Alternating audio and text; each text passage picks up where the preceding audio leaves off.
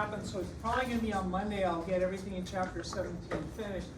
Remember, what 17 is mainly dealing with is interference, really interference between two different waves, and what we've done is we've done that in a line a bunch. Today what I'd like to do is get away from doing this just on a line, but before I do that I have to finish working with sound, because I just started that, just started looking at interference with sound and sound tubes, and I think that I did this one where I looked at a tube that was open at both ends, and did I do the derivation for resonance in a sound tube? But yeah, let me do it again real quick. Just, I can't remember what I did. If I have a tube that's open at both ends like that, it's actually really interesting to think about what's going on inside there, because the particles are actually shaking like crazy. You saw this in the lab. When you got resonance, you had a lot of shaking at the end. It became very, very noisier. When I get to resonance, a lot of shaking here. There's two ways to look at what's going on, and I'm sorry if I said this on Wednesday, because I'm going to go through it kind of quick. But you can look at what's going on with the particles in two ways. You can talk about the displacement, which really means how much do the particles move. And in this open end of the tube, the particles are really free to move around in all sorts of crazy places. Or you can talk about the pressure. This book actually does both. It looks at both the pressure and the displacement. I think there's a disadvantage to that, because it's nice to get it down one way and understand it and then do the rest of the junk. So the book talks about pressure. I'll talk about it a little bit, but I'm always going to be looking at the displacement pictures because they look like strings. And that's, you're going to say that's really dumb. It doesn't look like string. The way I'm going to draw the displacement graphs, it does look like string. If I get an open end like this and an open end, that's an antinode. I know I get the biggest movement of the particles. So I'm going to treat it like this. That's like the very end of my string shaking up and down. This one's also going to be the very end of my string. I got this maximum loose string shaking up and down like that. No, this represents the fact that the particles actually can move the most. Does this size have anything to do with how much they move? No, it doesn't. But it does represent graphically that the particles are allowed to shake the most here. There's got to be a node in between an antinode and an antinode. So I'm going to put one right in the middle like that. And what does this thing represent? This node right here, if you had a real good microscope, which doesn't even make sense for me to say it, but if you look at the particles here, they're moving. Everything's always moving. But they aren't moving very much. They're moving relatively very much less than they do here. So the displacement here is a lot, the displacement here is a little. They are moving, but displacement's a little bit just like that. This graph, this picture, which looks like strings that I drew in there, represent how much the particles move. And like I said, you look at it and you say, man, it looks just like a string. The nice thing is the stuff you learn with strings goes directly to sound tubes if you think about the displacement amplitude. Now really quick, what the pressure amplitude is it's just the reverse. And this should kind of make sense. The open end of the tube is a minimum amount of pressure. The center is going to be a maximum amount of pressure. This is going to be a minimum amount of pressure. If I put a pressure gauge on this thing, and I read the pressure right here, the pressure right here is going to be a maximum value. It'll be a minimum down here. As a matter of fact, if I drew a real bad impression of what the pressure is going to look like inside here, I would say the pressure is a minimum here, reaches a maximum here, and comes down like that. Once again, I'm going to go back to my string drawing. Now, if you wanted to do these things in terms of the pressure and the pressure amplitude, you'll get the exact same answers we're going to do. It works out exactly perfectly. But I don't like to confuse people with both things. So I'm just going to look at the displacement amplitude. Be careful. The book talks about the pressure amplitude, and it does bring this up in some of the problems, which is, I kind of wish you would, because it's nice to get it just one way and then do the pressure. But anyways, I'm looking at displacement amplitude. Once again, looks stupid, looks like I have strings drawn into there. Remember, they're not really strings, but it looks like they're string drawings. And this is, I get an antinode here, a node right here, an antinode, where I get an antinode that really represents the maximum motion of the particles. Particles are shaking a lot. Here they're moving very, very little. If I go to the very next one, the very next one's going to look something like this. I just have to add another node. So it's going to be, oh, that's good. Yeah, is that going to be, oh, no, I got to draw. There's going to be a node right here and a node right here. So this will look something like this. Like I said, really bad. Sorry my drawings are so bad. But it would look something like this. And if you think about it, I just added another node in here. Yeah, that's what it looks like. Sorry.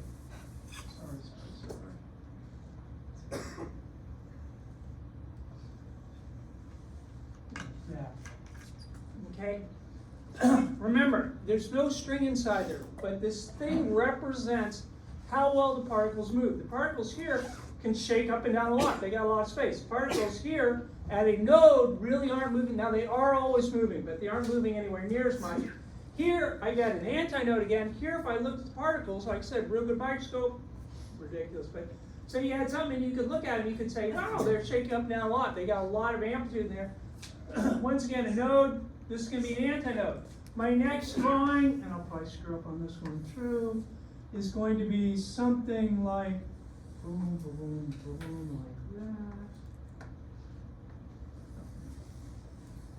that.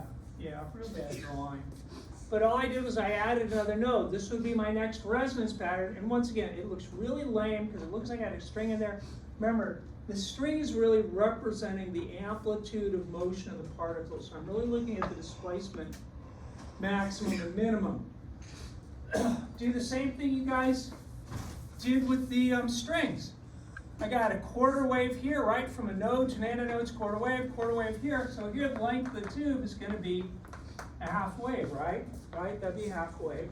If I look at this one, I got a quarter wave in back, I got a quarter wave in front, so I still have a half wave from the ends, but I get from node to node here, I got another half wave.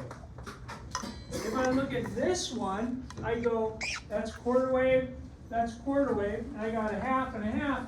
Now I've got the length is going to be lambda over 2 plus lambda over 2 plus lambda over 2, and you can pretty quickly see that there's a pattern forming that each time I go to the next resonance, I add another half a wavelength. So the length of the tube is going to be an integer number of half wavelengths. And like I said, you look at that, you go, wait a minute, it's the exact same thing with the string. It does look exactly like the string. I hate to diverge into stuff like this. The truth is, it doesn't work exactly right. It's a pretty good model. It's like everything else you do in science. You're trying to make a good approximation.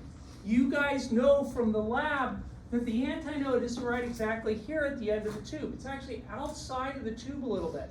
So this is a little bit off, but it's not much, okay? It's not much. So I'm going to pretend it works because it works pretty well. The idea that from a node to node is a half wave, that still works very, very well, but it's the end conditions which are kind of making this flub a little bit, but I'm going to ignore that. I'm going to say, you know what? The length of the tube is going to be an integer number of half wavelengths. You would say, just like you did with strings, you would say, well, the frequency times the wavelength has to be the velocity always because sound is just a traveling wave. So you would say that the wavelength is equal to the velocity divided by the frequency. Put that in here, you get the length of the tube is equal to n v over 2f like that. Once again, it's probably best to solve for it in terms of frequencies. You get the resonance frequencies are nv over 2l. And you go, man, it's the exact same thing as a string tied at both ends. You know what? It's really nice. It does look exact like it. Once again, it's a little bit off, but it's not off too much. What's interesting is that if I change this a little bit, I don't normally do this, but I just wanted to mention this. If I change this a little bit, and if I look at a tube that's closed at both ends, and you'd say, well, how would you resonate a tube closed at both ends? This would be something like, you'd have a whistle and you'd blow in a gap right here. You could make a resonance in a closed tube like that. Somebody could make a resonance. If I look at, and you don't need to worry about this, I'm not going to ask you, I just want to point this out. Once again, the end here, well, nothing can really move here. There's nowhere to go. The ends behave like nodes. So my first resonance pattern is going to look something like this. in which case the length of the tube is a half wave. This is if it's closed at both ends. My next resonance pattern, basically I'm just going to add another node. My next resonance pattern is going to look something like this. In which case you'd say, hey, the length of the tube is 2 half waves. You can kind of guess it's going to be the same exact, and this is weird to people, but an open tube, which we really just showed for an open tube, the resonance frequencies are going to be NV over 2L, which like I said, you look at that and you go, man, it's exactly straight. Yeah, it's really close, and that's just what we're going to use. If I said a closed tube, which I usually don't do because it really kind of weirds people out. For a closed tube, I get the exact same formula for the resonance frequencies. And the one thing that's a little bit better about a closed tube is that you don't have those open-end tube corrections you have to hassle with.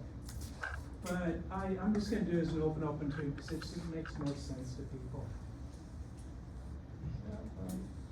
Something like this. That would be like the third resonance pattern inside there.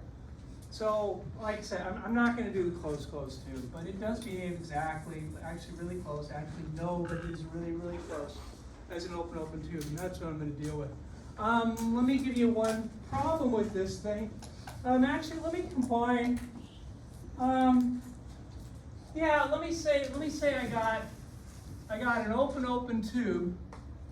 I'm going to tell you it's an open tube. Let me say the length of the tube is going to be 2 meters. There's a problem like this in the homework. Let me say the third resonance frequency, and be careful when they write it like this, which is really common. They'll put a little subscript down here. This isn't F times N. This is F of N, the nth resonance frequency. So the third resonance frequency I'm going to tell you in this case is going to be, oh, I want this to work nicely. Let me say 262 hertz. What else do I have to tell you? Yeah. Great. The weird question is, what's the speed of sound in air? What's the velocity in the air? And what you need for this is something we've talked about before, but we haven't really used. We have an equation, which like I said, I didn't derive. If we get lucky, I'll do this one in class. This is like chapter 20. And actually, we're going to go from 17. We're going to go to 33, 34, probably skip 35, go back to 14, 15, 16. No, 14, and then we go to 18, 19, and 20. I don't know that's going to happen. But one thing I talked about, and I give you this on a test, the velocity in air is the square root of gamma RT. This is the ratio of specific heats. It's a constant. R is your ideal gas constant. T, since it's not a delta T, you got to start thinking that has to be in terms of Kelvin, divided by the molar mass. Now, some of these are kind of interesting, and we'll see it later on.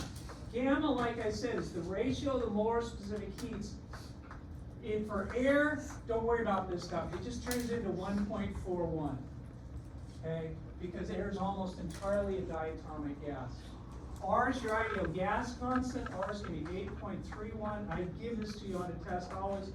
Joules per mole Kelvin. M is a real hard thing to understand. M is the molar mass of air. And the problem is that air is not just one gas. It's mostly O2. Actually, it's mostly N2, and it's part O2. If you say roughly that the air is 20% O2 and 80% N2, which is pretty close, you can show, and I may do this in class later, but you can show that the molar mass is about 0.0288 kilograms per mole. I wouldn't expect anybody to memorize that. Like I said, it depends on how far we get. The last part of this class is the thermodynamic stuff, and I'm just going to do what I can get done. Now the thing about this is looking at this, you can figure out what the velocity is. You can get the velocity. Then when I know what the velocity is, I can go back to this thing and figure out what the temperature is. I did this wrong. The question in the book asks for what's the temperature of the air. I'm sorry. And that's the main reason I bring this up was somebody asked about this in office hours, and I was saying, yeah, but I should just bring it up again so it makes sense on the homework.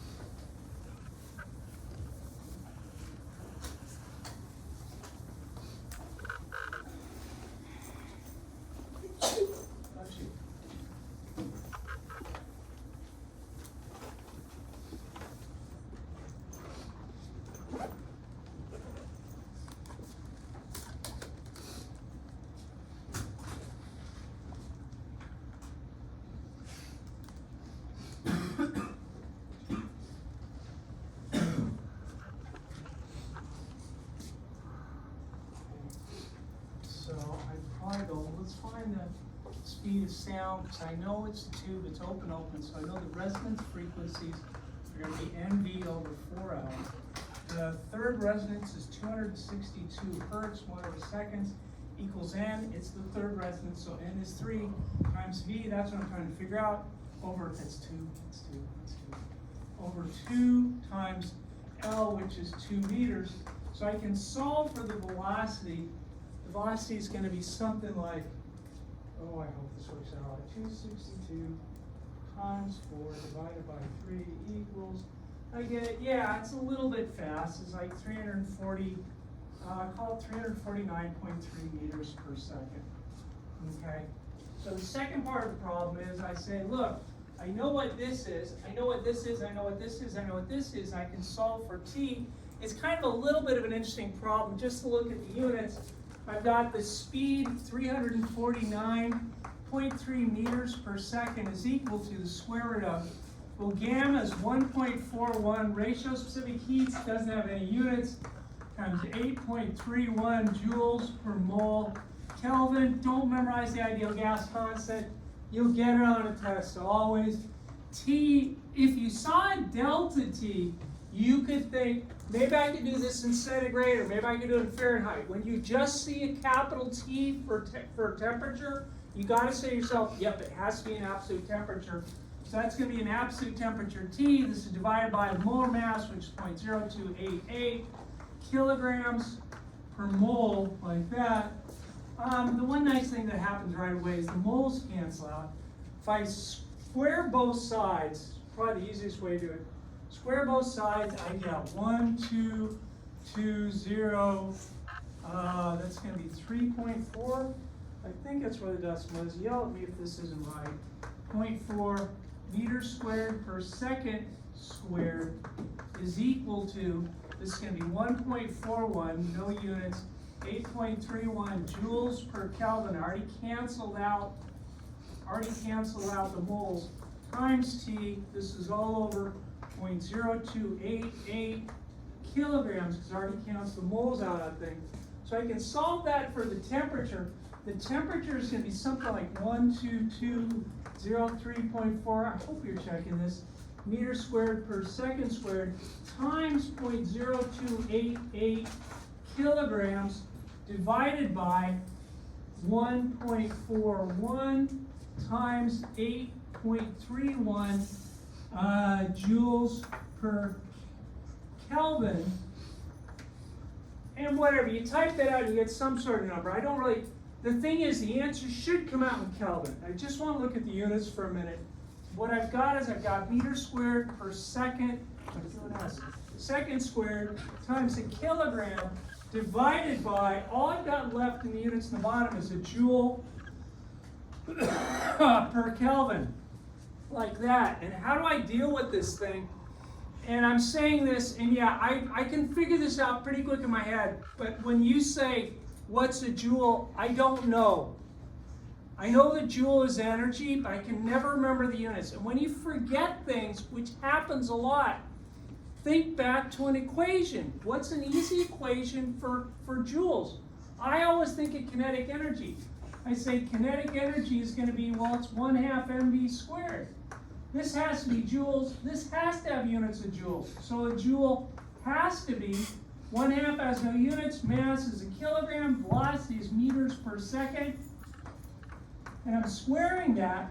So 1 joule, this thing really has to be a kilogram meter squared per second squared. And what happens, you knew it was going to happen because you know it's going to wind up to be Kelvin.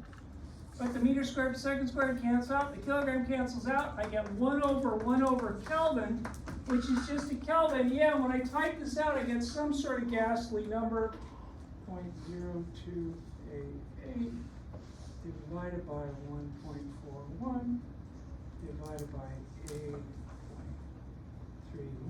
equals. I get something like the temperature is really, really close to 300 kelvins. So it's like 290, yeah, it's like really close, 299.95 Kelvin. But, you know, room temperature is about 294 Kelvin. So that's a warm room. That's warm. But yeah, that's not a totally unreasonable number. So what I've done was I've just done a little bit of junk with some, like, say, equation should look really, really familiar. The next part's going to look really, really familiar. Does anybody have any questions on this?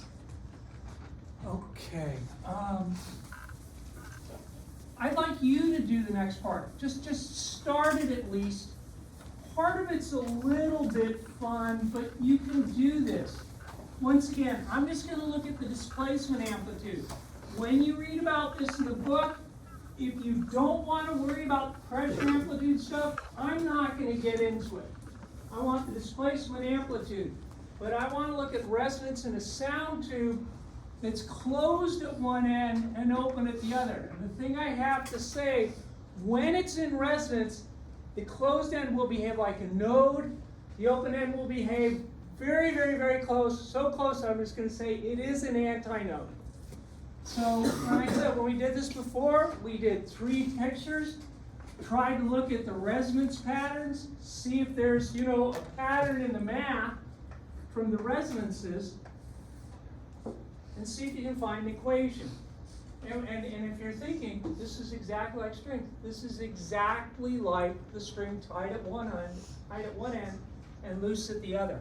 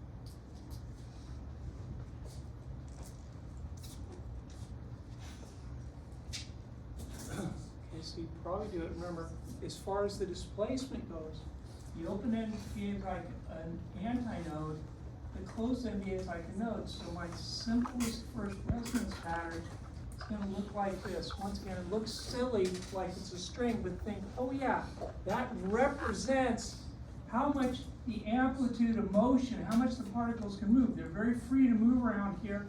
Here they have very, very relatively little motion, okay? So it's really just a displacement, a graph of the displacement of particles.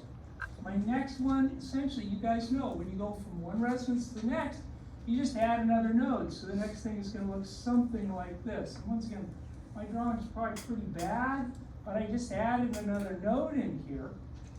My very next resonance is just going to add another node.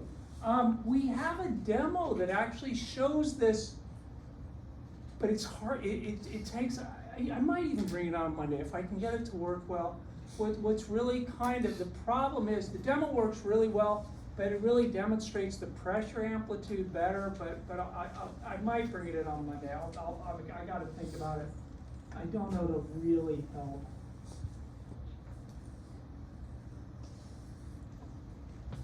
Okay, so those would be the first 3 resonance patterns. And I would say, once again, from a node to an antinode, and this is what you're doing. Like I said, it's just like the strings. You go from a node to an antinode, well, the length of the tube has to be a quarter of a wave.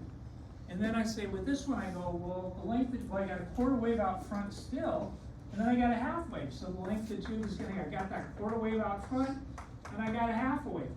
And then I go to the next one, I still got that quarter wave out front, but I get a half wave, another half wave, so this is gonna be, L is gonna be equal to a quarter wave out in front plus 2 half wavelengths. And you kind of start to see a pattern. You go, yeah, it looks like when this thing is in resonance, the length of the tube is going to be, that's a quarter wave, I'm so sorry. It's a quarter wave. The length of the tube is going to be, I'm going to have a quarter wave out front, and I'm going to have an integer number of half waves when it's in resonance, okay? Like I said, it's the same thing as the strings was. And once again, it's not exactly, because you get these open-end conditions which cause a little bit of problem, but it's really, really, really, really close. So I say, I want to deal with this in terms of frequencies. So once again, I say the frequency times wavelength equal velocity. So the wavelength equal velocity divided by the frequency. So I put that in here. I say the length of the tube is going to be V over 4F plus NV over 2F, which is perfectly valid formula, but they always write in terms of frequency. So I'm going to multiply both sides by F, divide both sides by L. And I get the resonance frequencies are V over 4L plus NV over 2L, which I am very happy with. Like I've probably said a couple times in here, when I first started teaching, this was how I did it because I really thought this was the best way to do it. But it's not done like this. It's really upsetting. What they do is they say, you can factor that. You can factor that and you can write it as F equals 2N plus 1 times V over 4F, 4L, I'm sorry, times V over 4L. And then they say, you know what? Like I said, I still don't mind this thing, but what they do next is they say, you know what, that's an odd number. It's got to be an odd number. And like I said, I think this really goes back to music theory in the 1500s, that they would say for a tube open at one end and closed at the other, the resonance frequencies are going to be M times V over 4L, where M is going to be 1, 3, 5, 7, 9. See how I only get the odd resonances. And that's what I'm going to stick with. I'm going to say, if I got a tube that's open closed, my resonances are going to be M times V over 4L times 1, 3, 5, M is going to be, M is equal to 1, 3, 5, 7, it's going to be an odd integer, okay? But like I said, once again, you look at that and you go, man, that's really the same thing we did when we were looking at strings. Let me do one with these, then I want to do a fun, dang it. I want to do a fun problem with this stuff. I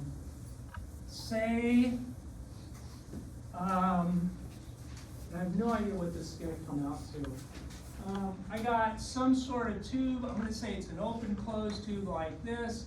I start shaking this thing, driving it somehow with a speaker or something else, and I see that the fifth resonance is at, let's say, 160 hertz.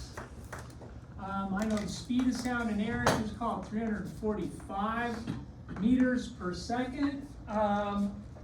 What's the length of the tube going to be?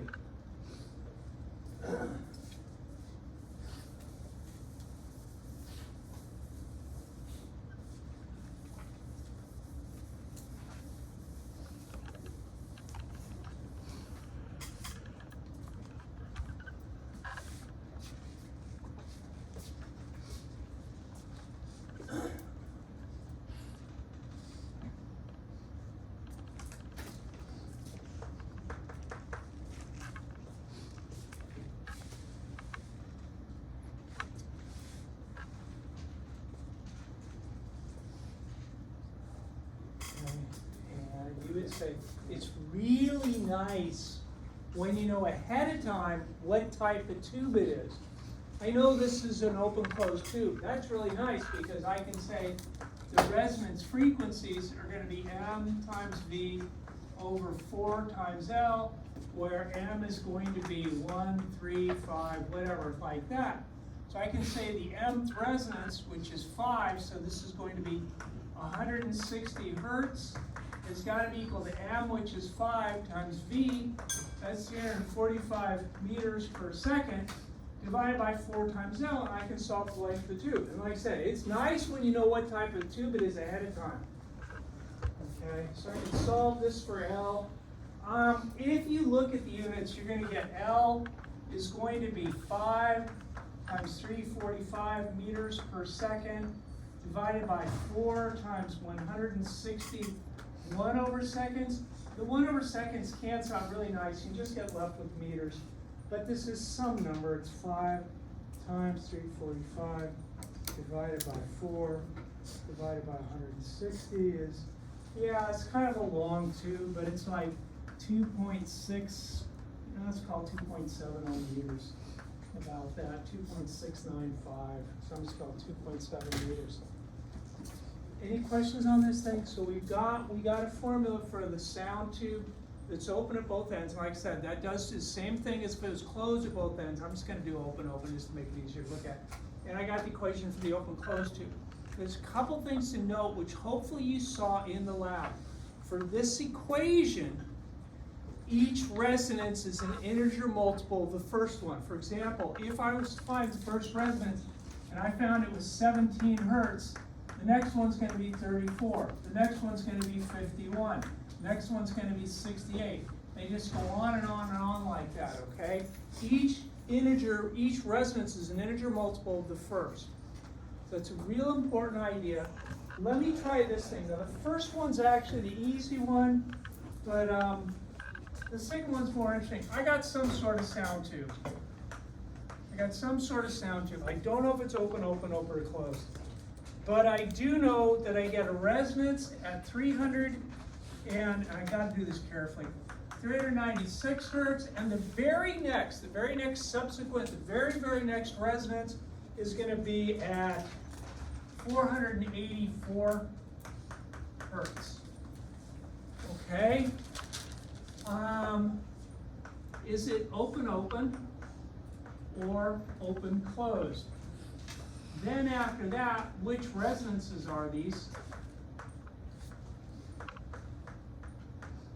Which resonance? And the third thing is, if the speed of sound, take the speed of sound to be 343 meters per second. What's the length of your tube? This is a hard problem. I actually did this once with this class years ago, and I hadn't gone over it. It had been a problem on the homework, how many people really, whatever. But it was a real disaster because it's actually a very, very tough test because you can't really do it directly nicely. The way to do this is to say, look, the tube is either open or it's open closed. It's going to be one of the two. So how do I know which one it is? The trick is to guess that it's one of them and then see if it is or see if it isn't. And I would guess this one because it's an easier equation to deal with. But like I said, if you want to guess that it's this thing, you'll see that this one doesn't work. But guess that it's this thing and see if it works. Okay? So what I'm going to do with a problem like this, like I said, I'm not going to do it directly. I'm going to say, well, you know what? Maybe let me guess. Let me say that it's an open tube. So if it's an open tube, I could say that the resonance frequencies are going to be NV over 2 times L. The other thing that's very, very nice if it's an open tube, and this is what I just talked about, each resonance is an integer multiple of the first resonance. So if I look at the difference between these two, 484 hertz minus 396 hertz, that should be equal to F1. That should be, because the difference from one to next, right? If each resonance is an integer multiple of the first, the difference from one to the next should just be the first resonance. So if I multiply this out and I do the subtraction, I think I get, like I said, I don't even know if I'm right yet. I think I get 88 hertz is equal to F1. Well, how can I check that? Once again, if it's an open tube, this number should divide into these exactly. And that's how I know it's going to work. If I look at 484 hertz divided by 88 hertz, I'm going to get 484 divided by 88 equals, I get, oh no, I get, yeah, this is great. This is great. I screwed up. I screwed up really badly. It doesn't divide in exactly. This is 5.5. Didn't divide in exactly. What does that tell me? Was I right to guess that it was an open tube? I screwed up. It's not an open tube. This is telling me that it's an open closed tube. I got my numbers mixed up, and that's okay because basically you don't know when you get this wrong. If you look at 396 hertz divided by 88 hertz, it's going to be 4.5. Since that fundamental didn't divide into the frequency exactly, I know it's not the fundamental. I know it's not an open tube. This is not an open tube. This is an open closed tube. So I was wrong. You know, like I said, that's how you're going to do it. If it, the next one I'm going to do, obviously, is the reverse, where it's going to work right away. But this, it was kind of good to do it this way. I get maybe, I don't know what the hell. But it's an open closed tube because it doesn't work as an open tube. I know it's not an open tube. There's a nice shortcut for finding which resonances these are. And I'll give you the shortcut, and then I'll tell you how to do it practically, and then I'll say on the test however which way you want to do it. If you double 4.5, what do you get? That's the 9th resonance. This is the 11th resonance. These are the 9th and the 11th resonance. Okay, if you want to do that more mathematically, now that I know that it's an open closed tube, like I said, I can mix the numbers up. I meant to do this afterwards, but this is fine. This is fine. Now that I know that it's an open closed tube, I know that 396 hertz has got to be equal to m times whatever the speed is divided by 4 times L. I also know that since this is the very next resonance, well, to go from one odd number to the next odd number, how much do you add on? 2, right? Right? So I get 484 hertz has got to be equal to m plus 2 times v over 4L, right? Okay? Just putting it in the equation. And you would say, God, that's a horrible monster. I don't know a bunch of those things. But once again, if you use the ratio method, a lot of stuff cancels out. If I write this as 396 hertz over 484 hertz is equal to m times v over 4L divided by m plus 2 times v over 4L. The v's cancel out, the 4L's cancel out, and I get 396, because the units are going to cancel out. 396 divided by 484 is equal to m over m plus 2. Right? Like I said, this is a long way of going about it. I'm just trying to show that this is going to work, and this is how most people do it on the test. When they divide these things and they get, oh, it's a half, so I know it's going to be an open closed tube, and they say, yeah, just double this to find which resonance, double this to find which resonance it is. That's fine, but this is kind of going to justify that. If I cross multiply, I think I get 396m plus that 792. Yeah. Equals, when I cross multiply this way, I get 484 times m. 396 from that thing is going to be 88, so I get 88 times m is equal to 792. If I divide both sides by 88, I'm going to get m is equal to 9. So m is equal to 9. That's my first resonance. My second resonance is going to be m plus 2. That's going to be 11. So I know the resonances are 9 and 11. The last thing I wanted to ask was, if the velocity is 343 meters per second, what's the length? Go to either one of these equations. I mean, let me just write it, either one of these equations. And I could say, well, 396 1/seconds is equal to m. Well, for 396, m was going to be 9 times v over 4 times, oh no, it's actually the length, I'm sorry. The velocity is what, 343? 343 meters per second, like that. I think, they're right, yeah, I was after the length.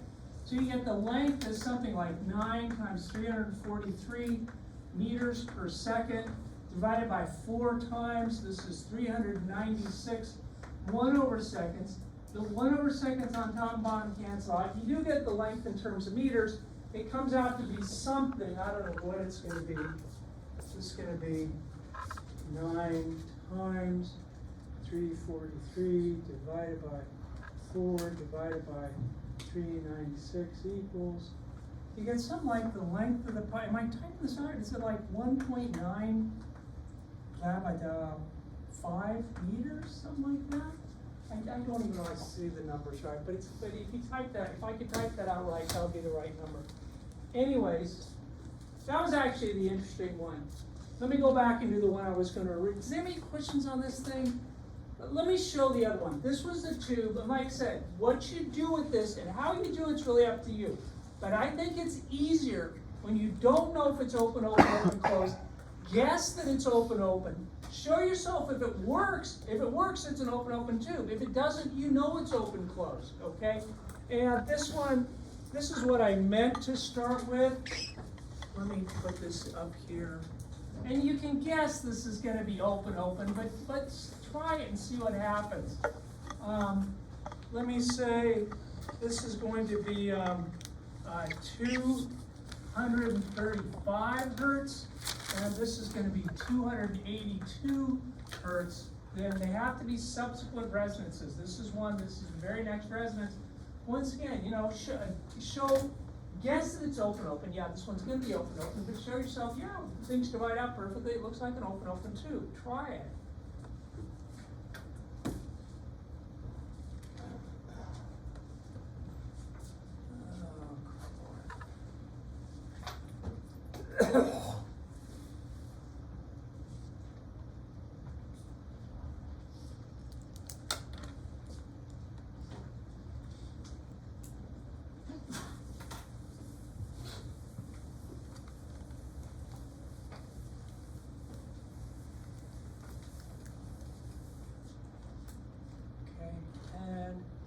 What you want to do is you want to say, well, if it's an open tube, then I know my fundamental frequency has to be 282 hertz minus 235 hertz, which is going to be something like, what is it, 47?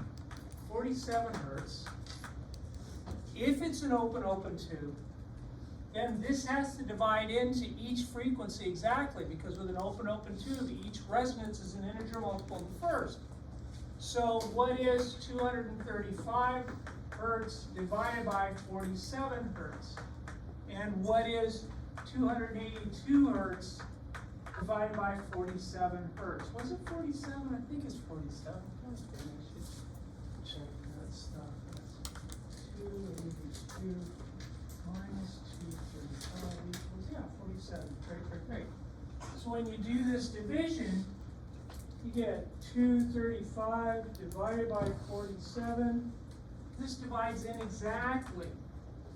When I divide this one in, it's going to be 6. It divided in exactly, which means the resonance was an integer multiple of the first. Like I said, it has to be subsequent resonances. If these were just random resonances, I can't use this argument at all. So I know it's an open tube.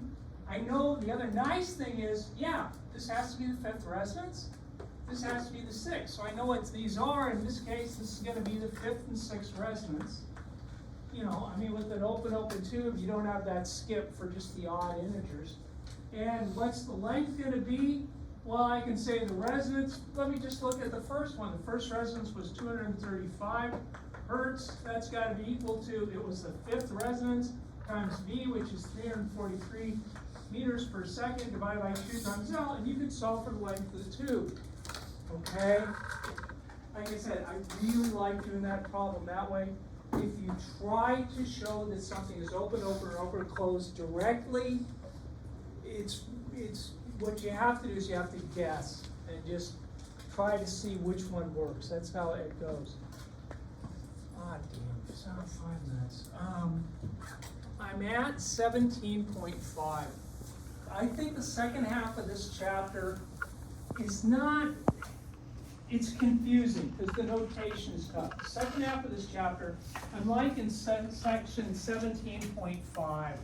And this is where we really start into getting into general interference. Everything I've really been doing so far is looking at maximum and minimums. And I'm going to start off with that because I got to look at some more math in this stuff. But I'm going to start dealing with the kind of in-betweens a little bit more. And the notation's tough. When you say that two waves, and they use the term phase a lot.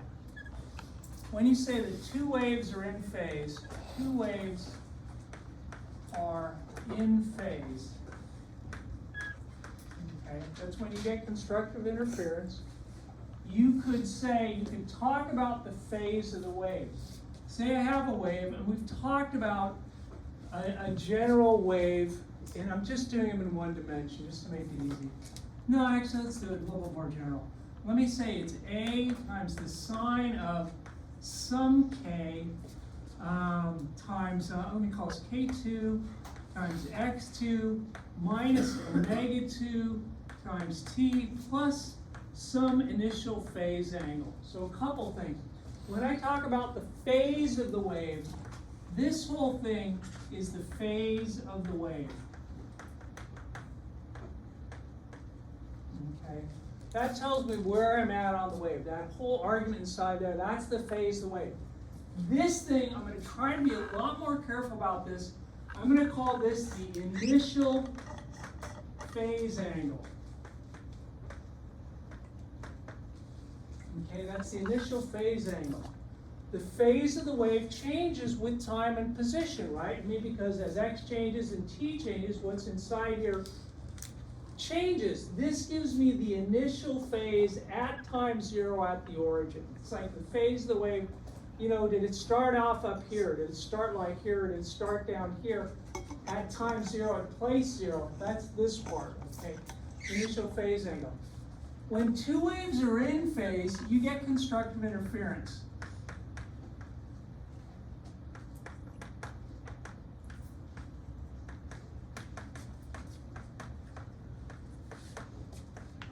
Okay. Now, being in phase graphically, when these waves are in phase, you know, a peak makes a peak, and this is kind of easy. We've done this really in one dimension. I would say these two waves are in phase. Now, they're also in phase when I scoot it like that.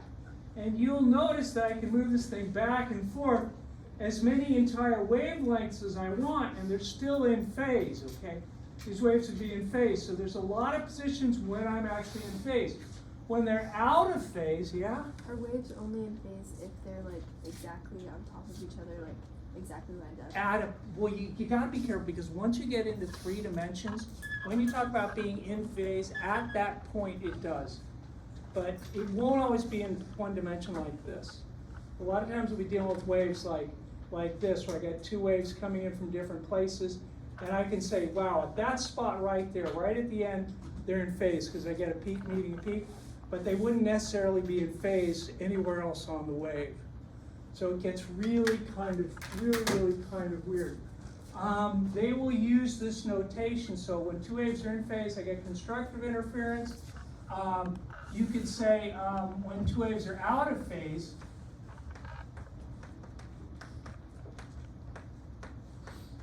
when they're out of phase, you get destructive interference. And I can represent this thing.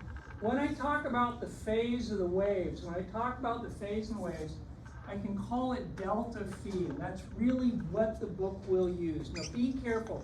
Delta phi and delta phi 0 are 2 very, very, very different things. And like I said, the notation is going to trip people a lot.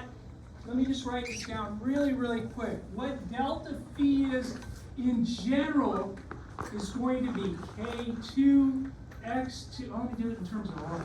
R2 minus omega 2 t plus delta plus phi2 0 minus, this is really just the difference in the two phases, k1, x1, because the distances could be different, waves could be different, minus omega 1 t plus phi1 0. To make life a little bit easier, because actually in general this is important to be able to deal with, I'm going to pretend the waves are identical. That really makes a big difference. It makes the math a lot easier to deal with. But I could be dealing with different distances. I call that R1. Could be dealing with different distances and different initial phase angles. So delta phi is going to be this thing. And like I said, I'm sorry I went over. I'm going to start